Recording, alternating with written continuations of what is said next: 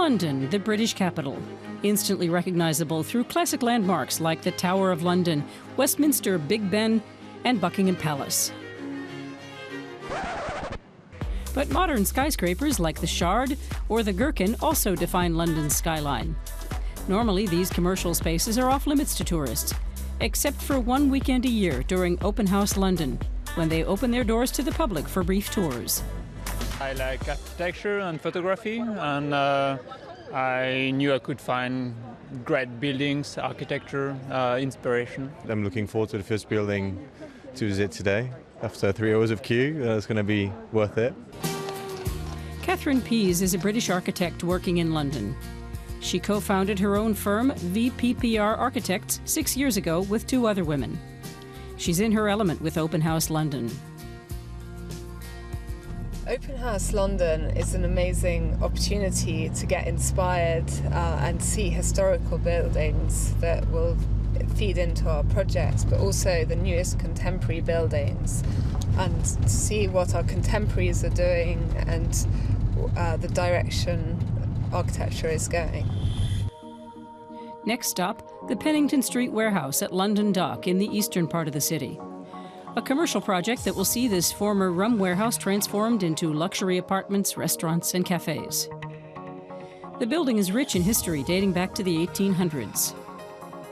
It's been closed to the public for over 200 years, until now. I'm standing in what's going to be a really busy restaurant in 2 years' time. Currently, it's in its original form, an old dock building on the edge of the Thames, which was built over 200 years ago and housed rum barrels. It's the first time the public has been able to access this space also for 200 years. So it's a really unique opportunity to see a project before its regeneration. Moving on now to one of London's hidden gems. The Bevis Marks Synagogue opened in 1701, founded by Sephardic Jews. It's the oldest synagogue in use in the UK, with walls which have witnessed hundreds of years of history. It survived World War II, but suffered damage in the terrorist attacks on London in the early 1990s. What's amazing about it is that it's a very small building in the shadow of the Gherkin.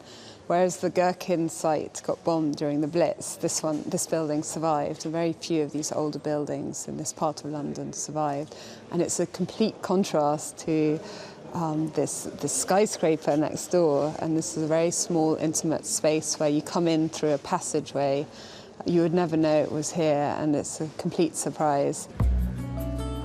Next building on the program is a private residence tucked away in a borough of Southwark in eastern London.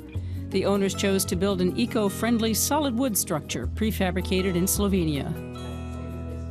The house was tailor-made to exact specifications, using Slovenian spruce for the walls, while English oak was used for the steps.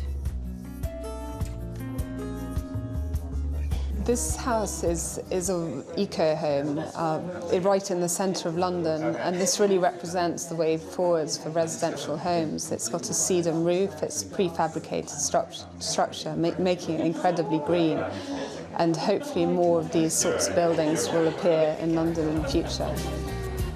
The final stop is not far from London's famous Trafalgar Square in the heart of the city, a throwback to a bygone era when Benjamin Franklin lived in London. The statesman and inventor lived here for 16 years until the American Revolutionary War in 1775. It also served as the first de facto American embassy. This house is not only important from a historical architectural point of view, being a Georgian building, which is a very popular type of building in London, built in the 18th century, but it's also really important in terms of the person who lived there, Benjamin Franklin. It's really interesting seeing how small the embassy used to be compared to the enormous building currently being constructed in South London, which is to be the new American embassy. We have seen some wonderful places. I mean, we're Londoners, but we've seen wonderful places. It's like being a tourist in London all day, where you just go from site to site, a glass of wine here and a coffee there. Splendid. Open House London gives the public an architectural glimpse into Britain's future while still appreciating its past.